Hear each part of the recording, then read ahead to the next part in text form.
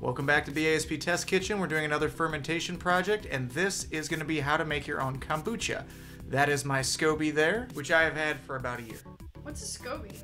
Well, it is a symbiotic culture of bacteria and yeast. Basically, it's a giant collection of small microorganisms that form a big fungus that take in sugar, create small amounts of alcohol, eat the alcohol, creating acetic acid and carbonation as well.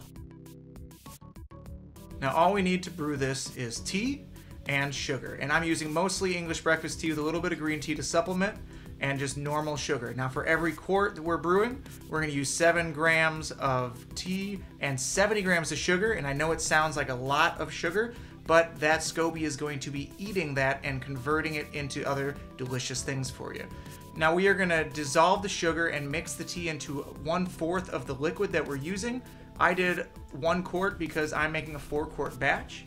That way I can use the other water to help cool it down and keep it at a nice temperature for my SCOBY so I don't have to wait around with it on my counter. Now while you're dissolving the sugar on the stove, you can start bottling the kombucha that was created from the last round that you made. I'm making sure I'm using airtight bottles. I've had problems with cheaper bottles before letting out the carbonation.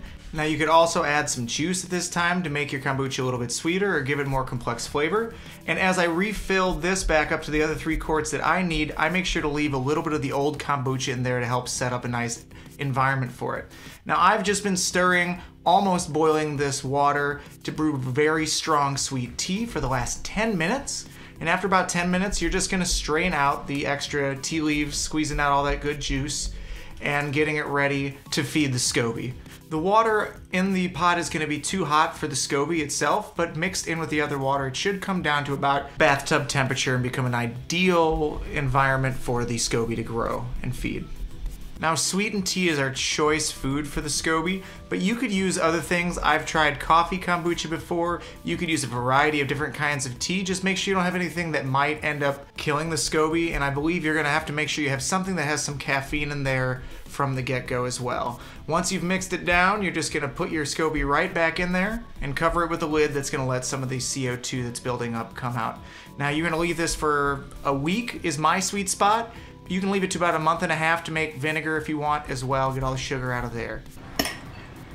And if you've bottled it for long enough, boom, you're gonna get a little bit of that nice CO2 in there. You may have to play with the timing on that, but my sweet spot once again on that is 7 days in the bottle as well. Now, interestingly enough, you don't need a SCOBY from somebody. If you have a live SCOBY from the store, you can use that. Or as you can see, if you borrow some from a friend, it grows quickly in the bottle. That's only been in there for 7 days, didn't have a SCOBY before, and is already developing a brand new SCOBY. The stuff grows very quickly.